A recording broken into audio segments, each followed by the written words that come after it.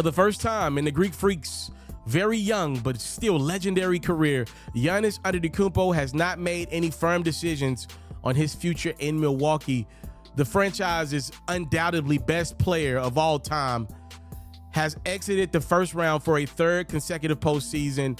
Damian Lillard tore his Achilles. He's going to miss all of next year, most likely. And now Milwaukee's looking around like, what do we do from here?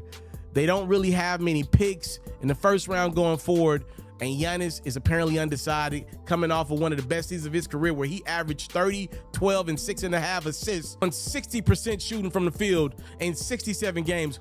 What do you do with this team? The Bucks are $23 million below the luxury tax and $41 million below the second apron without Brook Lopez. And if they re-sign him, you don't even want to talk about what the Bucks will be financially.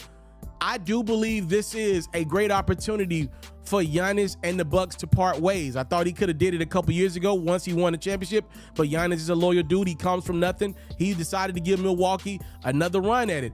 I don't believe Milwaukee failed Giannis, and I darn sure don't believe Giannis failed Milwaukee.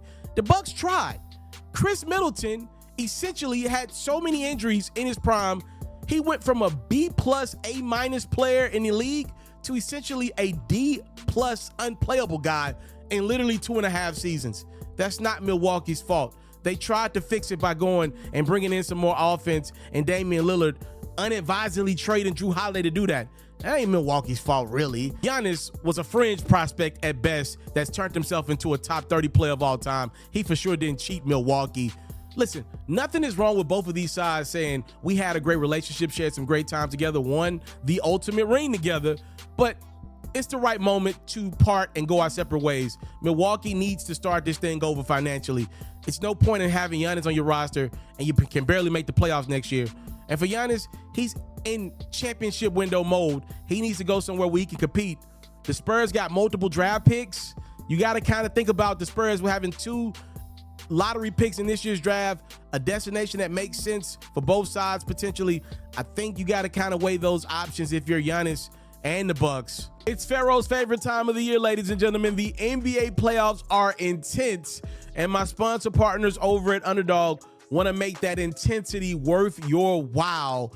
Underdog has released a new game that I am really feeling called Ladders, and I'll break it down to you. It's simple. You can win up to 100 times your money by selecting 3 to 5 players who you think will go off throughout a series. As a player hits a higher rung, your payout will jump up. It's simple as that. And when you sign up, all you got to do is use your boy promo code Ferro, F-E-R-R-O. You know I'm going to throw you a few dollars extra on your first deposit. Try Ladders out right now, only available on Underdog. Enjoy the Western Conference, Eastern Conference, and NBA Finals. We not only know Jason Tatum's season is over, but we know the unfortunate has happened to this young superstar. Tatum ruptured his right Achilles, which means he's probably going to miss another year's worth of time. This dude was having the game of his life, one of the best of his career, 43 points in the Garden, your team down 2-1, trying to repeat as NBA champions. It just doesn't get any better than that. You dream of moments like that as a kid. He's literally lighting up New York City. He goes for the loose ball, something he's probably done 1,000,000 times in his life, literally, and that thing pops off the bone. And for Tatum, he pretty much essentially ends the Celtics' chances at a repeat. I talked about what that means for the Boston Celtics going forward, what that means for the league going forward. But what about Jason Tatum? When he returns to basketball around the age 28, 29, I think there's going to be so much more appreciation for what this young man has already accomplished in his career. Probably similar to Kevin Durant after he came off his Achilles injury. People are just going to be happy to see Tatum play basketball. Let's not forget, this dude alongside Jaylen Brown have pretty much been the best ticket in the NBA you could buy over the last 5-6 years since they got into the league wearing that Boston green. They play basketball a lot.